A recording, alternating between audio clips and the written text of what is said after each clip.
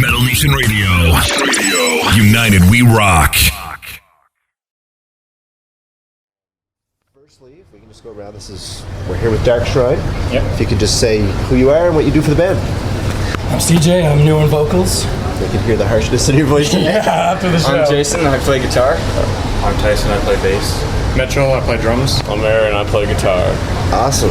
Well, the first question I like to ask a first interview with a new band, or a new band to me, is tell me about the name. Where did Dark Shrine come from, and what does that mean to you guys? I thought of it one day and I was like, that's pretty cool. And, our original name was Age of Atrocity. We all like that better, but there was already someone on iTunes called Age of Atrocity, and we were just kind of like, well, shit, maybe we should change it. And we thought of a couple names, and we just asked around. Everyone seemed to like Dark Shrine the best, and we had other names, but so I just kind of went with that. Has it developed any kind of meaning for you, or? I really don't think necessarily. I think it was just a cool name. Yeah. There's no really specific meaning behind it, but we thought it's a pretty metal name. Yeah, so, Age of Atrocity, our original singer saw it on the bus, and he was like, oh, that would be a cool band name. So that one kind of that a is funny a cool story. Band name too. Yeah, we actually planned to name our first album Age of Atrocity just because we like the name so much. Yeah.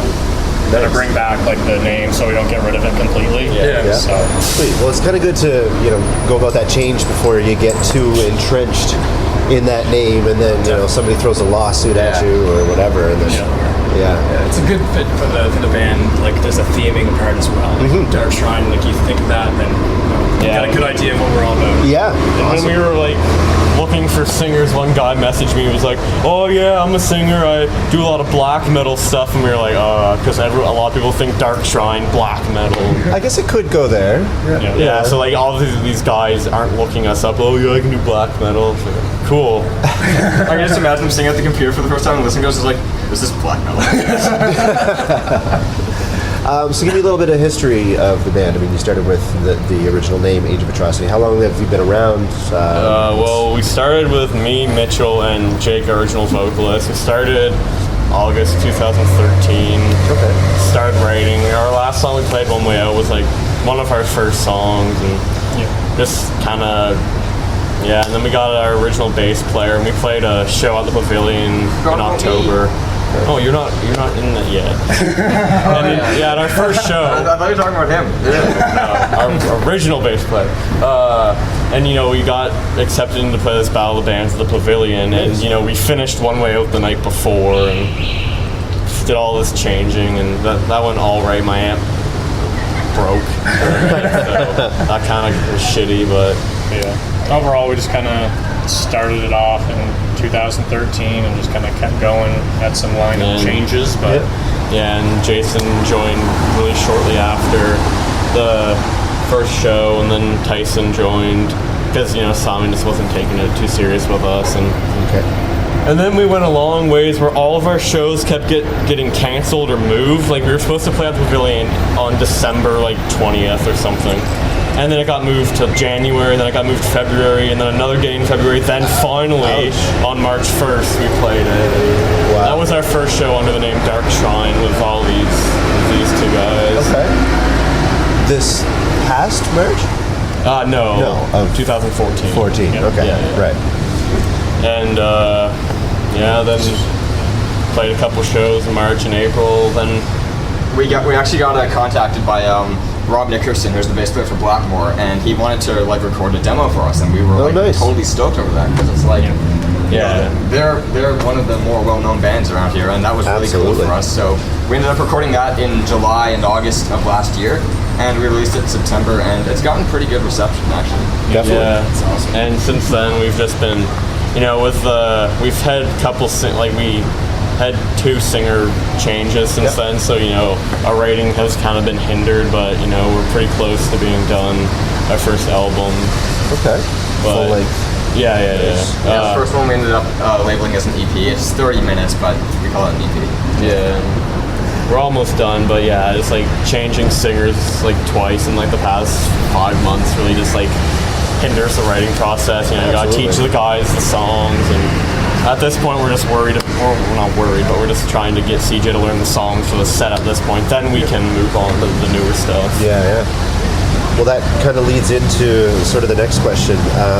How is it that you go about the writing? Is it things come from jams? Do you bring in riffs and then you guys kind of like throw it all around? The first album was way different than we're writing now. The first album was pretty much, I came in with a song, we all learned it. Yeah.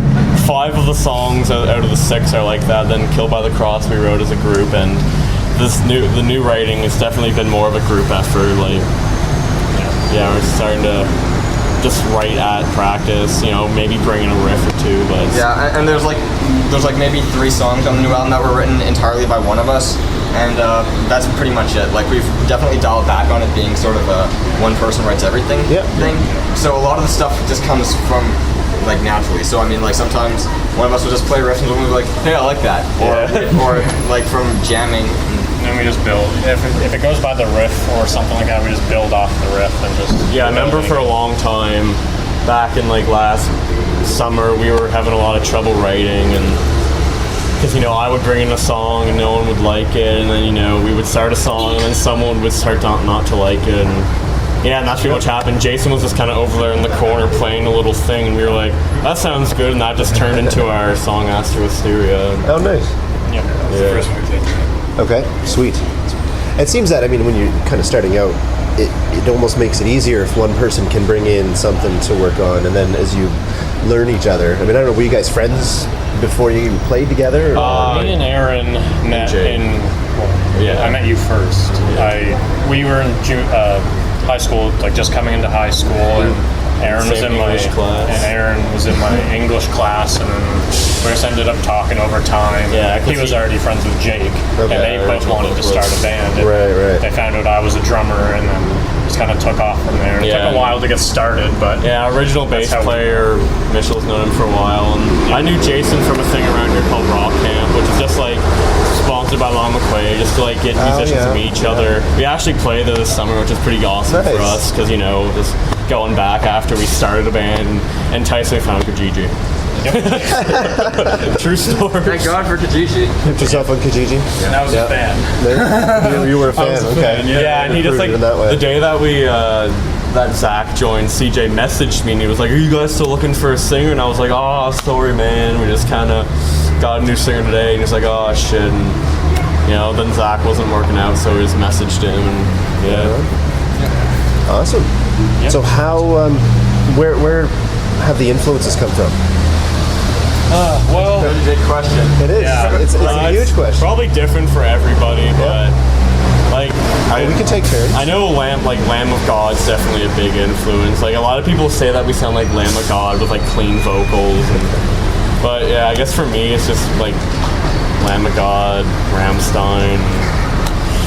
I guess some Amon Amarth in there. Okay. Yeah, we've heard from a lot of different people that we sound more like Maiden, Sabbath, and Pantera, Down. Yeah, we have so many different, Just depends on what part of the song they're talking about. Exactly. Yeah. So overall, I think we just have like a big influence. Yeah, like everyone brings in their own shit. Like we have songs that sound totally different, like different genres. Like one of our songs on our EP's Jelly Black Chain, that's like a fucking ballad, and then all the other stuff is like heavier. Yeah, we don't have like we just don't try to sound like one certain thing. Yeah, we just kind of throw out whatever we feel that's good. Well, that's good. You'll get tired of it really quickly if you you don't want to stick to one certain thing. Yeah, because people start to get bored of you. Yeah, I feel like our style's more groove metal with like progressive in it and stuff like that. Some melodic stuff. Yeah. So a lot of different stuff. Yeah, we don't even know what subgenre we are, because everyone there's needs too many. Yeah, well, everyone's like, oh, what subgenre? We play on the Distortion channel, and there's some drum. It's kind of cool that we don't have a label, because it's kind of like there's no expectations as to what you're going to hear when you listen to us. Yeah. And the fan base is wide variety, because we're not specifically like if we're like a death metal band, you get like more the people that are into death metal, but with us we have a lot of different styles. I've never really heard a lot of different age groups. that, you know. Yeah, like I've never really heard a band that sounds like us, and I hope that's good. You know, I think that's more great. original because there's a lot of bands that that have growling and blast beats, and there's a lot of like thrash metal bands around here. But yeah, a lot of deathcore and like metal. Yeah, and we can't really think of any bands around here that are really close to what we sound like. I guess Hitman would be the closest, and they don't even really sound that much like us. No, I wouldn't put you there at all. Groove metal. Yeah, It's groovy, man. Metal. Yeah, we're just like metal. I don't know. Awesome. So you were talking about almost finishing up the tunes for a full length. Yeah. What is the future bringing for you guys? What's the next 12 months going to be like? just writing more stuff. Yeah, we're just gonna get CJ familiar with the new songs. Breaking you in. Yeah. We still need to write a couple more songs, and we've been looking for guys for like art and recording for a while. Like we might have a recorder and we probably have an art guy, but we're just going to see where that goes so far. But we're pretty confident that those are the guys. we're thinking maybe March break to record it because all of us go to school and shit. And you can't really. It would take a really long process if we just like did it on a night, and the guy who we think might come down from Moncton, and that'd be a good time for him too, because we could just do it in a couple days. Nice. And our EP only took like a day to do the music, 12 hours. It was just over at Dalhousie. Pretty fast tracking? Yeah, it was really quick. Like he was really surprised at how quick we did it. And vocals took a couple days, but overall not too long. It's a pretty good process. It was So hopefully, fun. Nice. I don't think it's gonna be that quick. Because our album's probably gonna be like double the length of the EP, but And probably more work will be put into it, and more effort. But As long as you're rehearsed, though. But we're hoping to release it probably around this time next year. Maybe a little earlier, maybe next summer, probably. Awesome. Yeah. What else? You going for any festivals or any? Any Probably big the shows Maritime coming up? Metal Fest because we were in the Battle of the Bands and we placed third place. And so, the bands in the battle had to like pay to play, but we got our money back, and the top 3 bands got prizes, and we were in the top 3. So I think he might let us play the We're hoping festival. to play that one for sure. Yeah. And there's Riverfest, that would be cool to play.